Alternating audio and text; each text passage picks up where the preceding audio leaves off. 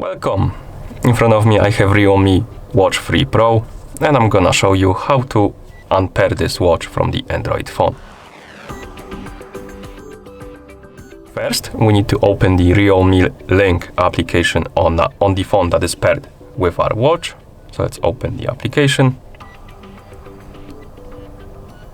In the app you should see the home screen, and on the home screen you should see the list of my devices, and on this list you should see your Realme Watch 3 Pro. Tap on it. Now scroll down through this page, find the option called Delete Device, tap on it, and tap on Delete to confirm. The watch will disappear from the home screen. You can close the app.